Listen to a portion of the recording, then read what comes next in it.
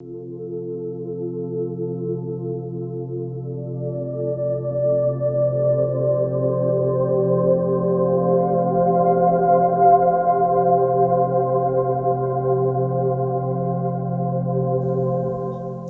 quotation from Daniel Defoe's Robinson Crusoe serves as the enigmatic epigraph to Albert Camus' The Plague, surely one of the great stories by one of the finest authors of the 20th century.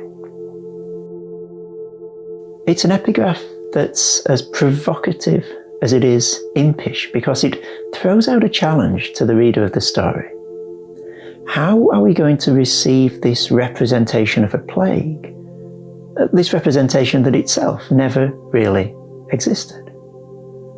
What are we to make of this fictional epidemic, we who are living through a real pandemic at the moment? It's not only a question about Camus' story, it's a question about the whole institution of literature. The bread and butter of literature, is it not, is precisely to represent what really exists by that which does not exist. And so in introducing Camus' story, I feel that I first need to say a few words on the very idea of reading literature in order to come to terms with COVID-19. Because engagement with literature, I think, is an important plank of our response to the current situation. And it is a plank that the mainstream media is almost entirely ignoring. After addressing this first point, I'll introduce the plague itself, addressing some of the common misconceptions about the text, before wrapping up with some suggestions as to why it's an important novel for us to be reading at the moment. So then let's begin where Camus himself begins in his epigraph, with the question of representation, and with an apologia for literature.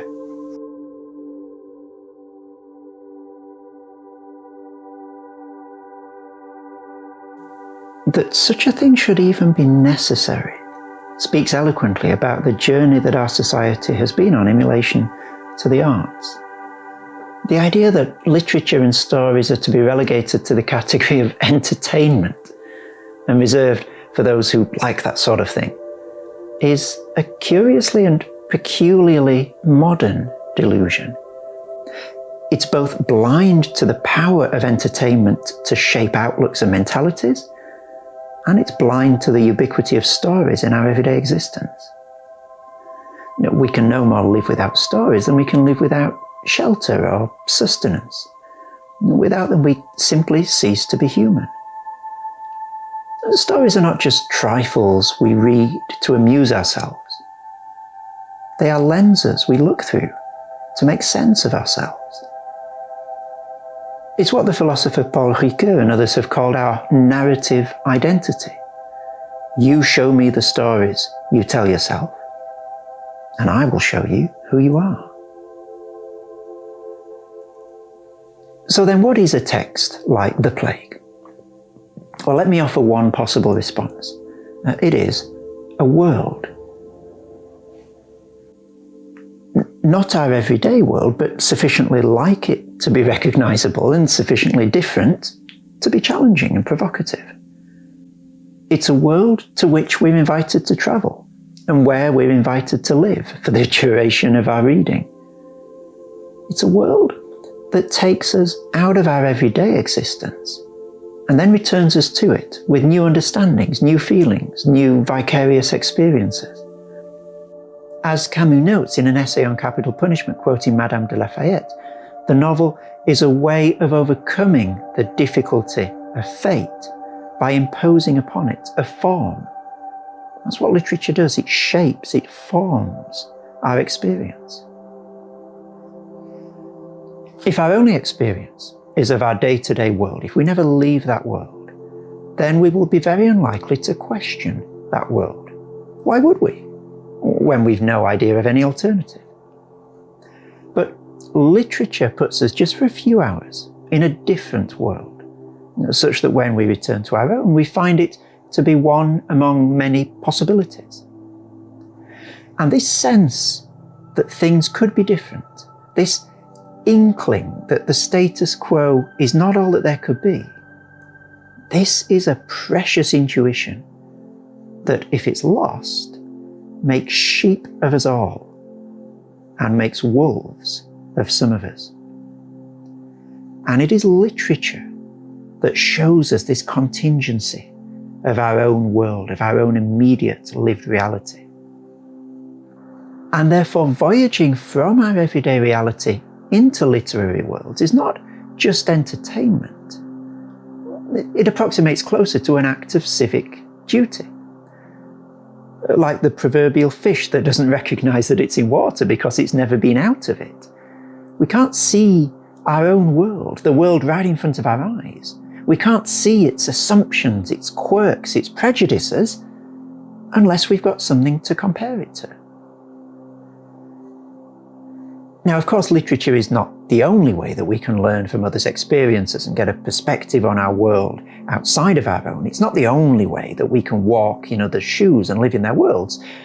But ask yourself this: how many times in life does someone let us into their private world with the candour and the depth that we find in a well-written novel? How often in life do we know someone so well that we feel what it's like to be in their world? Perhaps 3, 4, 5 times if we're lucky. And in all probability, who are those 3, 4 or 5 people? Well, they're people necessarily who we meet, who are most probably like us, who speak our language, who broadly share our interests and our opinions. In short, they're people who are already like us. Well, that is a very small pool of experience from which to fish for wisdom in a globalized world. And literature then opens us up to an immeasurably broader, richer, more diverse set of encounters and experiences than we're ever likely to have in our daily lives. So then, how should we characterize this experience of literature? We're no doubt familiar with the skiing analogy. If you want to learn to ski, it's no good reading about it. You need to strap on your skis and take to the slopes. Reading a book about skiing gives you head knowledge of how to ski, but it is taking to the slopes that gives you the skill, the learned bodily knowledge of skiing. So I'd like to ask this question: is reading literature like reading a book about how to ski? A dump of information with no real life application? Or is reading literature like skiing, a practical exercise rather than a theoretical contemplation? When we cry at a book, do we cry theoretical tears or real tears?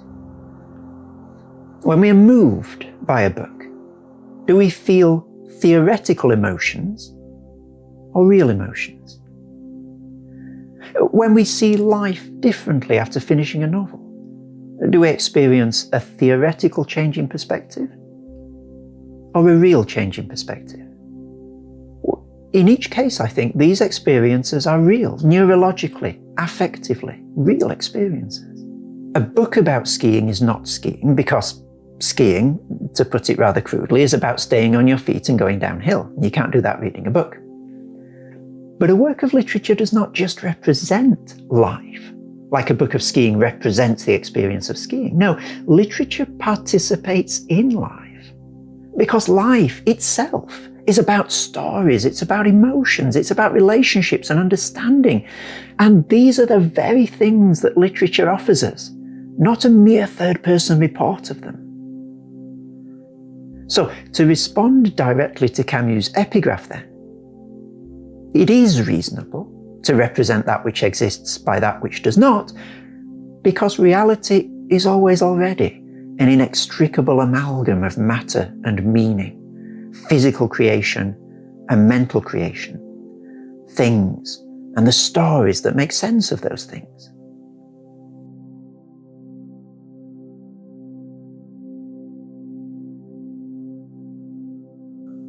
So as we tighten our focus to Camus' The Plague now, we do so in the knowledge that we're not detaching ourselves from the immediate concerns around us, but we're seeking to question and to broaden our perspective on our immediate lived reality to help shape the world in which we all live. And as we come to Camus' text, we do so in the knowledge that we are enlisting the aid of one of the greatest writers of the 20th century to help us feel and experience what it's like to be a human alive at the moment, how we live, both individually and corporately, in this time that we might call the time of being towards virus.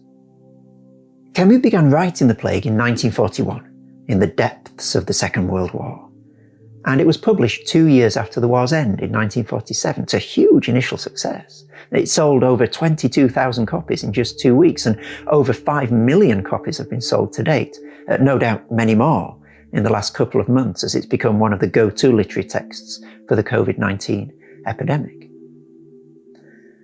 Camus himself, of course, was an existentialist philosopher, playwright, novelist, journalist, freedom fighter, and indeed football goalkeeper. We see him here in this image in his cap. He was an active member of the French resistance, editing the resistance newspaper Conda during the Second World War. Now, many people, most people perhaps, read The Plague as a story of the absurd. This is Alain de Botton's take in the New York Times article on The Plague a couple of months ago. But what people don't remember is that Camus' work can in fact be divided into two broad periods. The first period characterized by the absurd, and the second by revolt. And on his own testimony, The Plague is part of this second phase of his writing, the phase of revolt. And what this means concretely is that we're mistaken if we read The Plague merely as a text about our resignation to the meaninglessness of existence, which, by the way, is not what Camus' Absurd is about anyway. In a letter to Roland Barthes in 1955, Camus insists that the movement from the stranger to the plague is that from solitude to solidarity. And the text itself is framed as an exercise in solidarity. Dr. Rieu, the narrator of the story, writes his account in French pour ne pas être de ceux qui se taisent, so as to not be among those who remain silent. It is an act of affirmation, an act of resistance itself, the story, The Plague.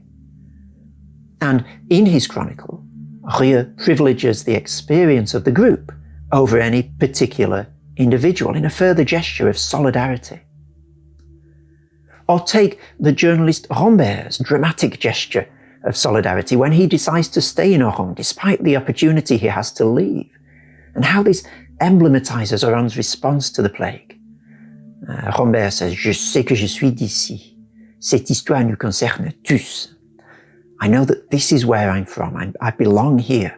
This story concerns us all. You wouldn't find a line like that in L'Étranger or in Le Mythe de Sisyphe, the myth of Sisyphus. So this is not the Camus of the absurd. This is the Camus of resistance and revolt.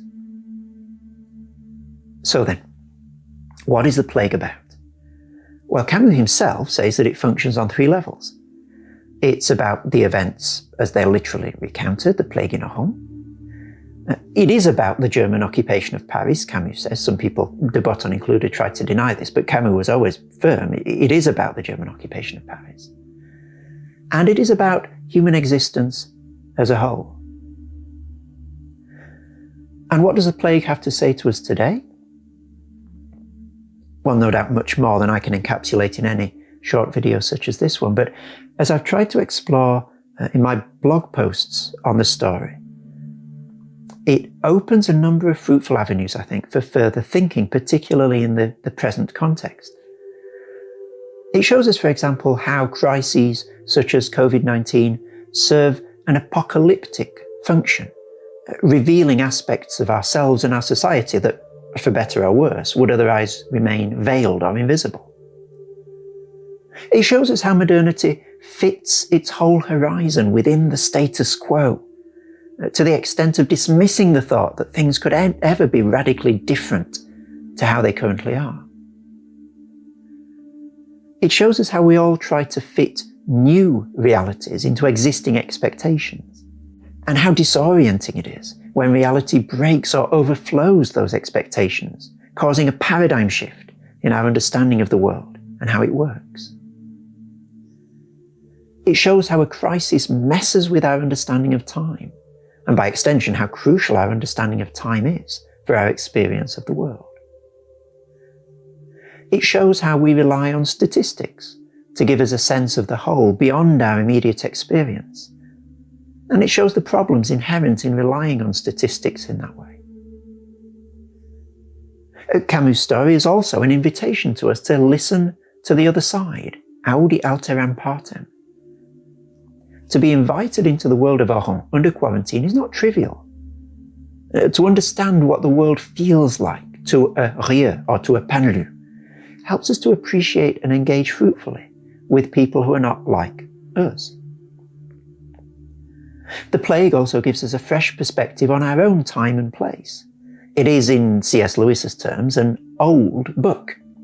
It wasn't written within our cultural moment. It doesn't share our blind spots and prejudices. Oh, to be sure, it has its own blind spots and prejudices, but they're not the same as ours. And it therefore helps us to see our own times of COVID-19, at least in part, with the perspective of an outsider. And in so doing, it helps us, just to take one example, to understand and to contextualize the news that we see and hear every day at the moment. It triangulates the relationship between the contemporary news media and our own experience of what we're living through at the moment with a third point that helps us to see how the first two relate to each other and the assumptions and prejudices of each of them. And finally, it fosters our own self-understanding because inevitably we understand ourselves better through understanding others better.